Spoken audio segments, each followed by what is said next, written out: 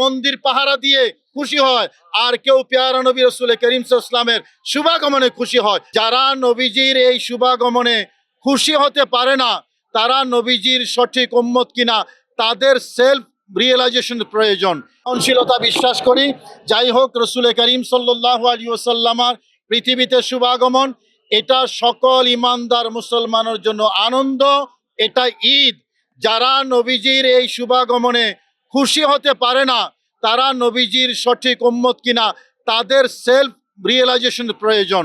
নবীজির পৃথিবীতে শুভাগমনকে আল্লাহ বলেছেন ফালিয়াফরাহু, তোমরা আনন্দ উদযাপন করো রহমত প্রাপ্তিতে।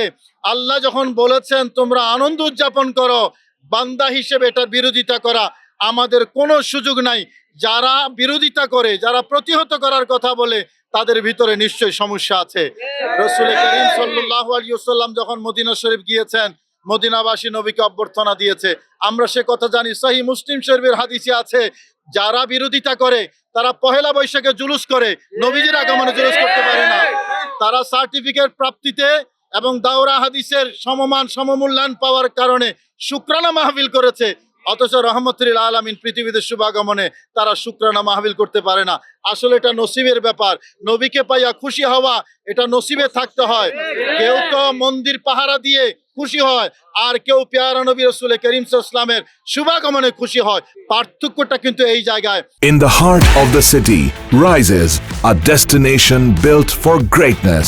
International Convention City, Bosundhara. Life takes a new course. আমরা নেগেটিভ বলতে চাই না। আসুন সবাই নবীজির পৃথিবীতে শুভাগমনে আমরা আনন্দ উদযাপন করি, এটা আমাদের দায়িত্ব এবং কর্তব্য।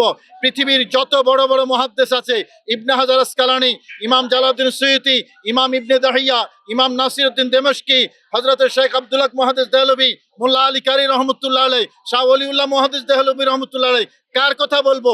সবাই জগৎ বিখ্যাত মুহাদ্দিস, মুফতি, মুফাসসির ছিলেন। সবাই ঈদে মিলাদুন নবীর কথা বলেছেন। এই যুগে যারা বিরোধিতা করে তারা ওই তাদের তুলনায় কোনো মূল্যই রাখে না।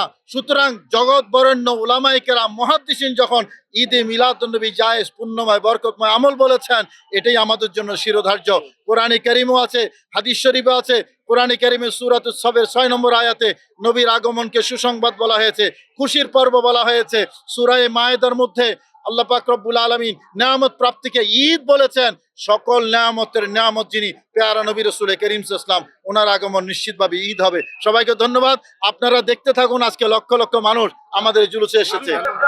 আমাদের আজকের আনুষ্ঠানিকতা হলো, আপনারা জানেন আঞ্জুমানে রহমানী আহমদিয়া সুন্নিয়া ট্রাস্টের ব্যবস্থাপনায় আজকের এই জুলুস, এবং জুলুসের নেতৃত্ব দেবেন নবীজির 41তম বংশধর সৈয়দ মোহাম্মদ সাহেব শাহ মদ্দাজিলুল আলী, ওনার সাথে শাহজাদা আকিব আহমদ শাহ এবং শাহজাদা কাসেম শাহ মদ্দাজিলুল আলী, ওনারা থাকবেন।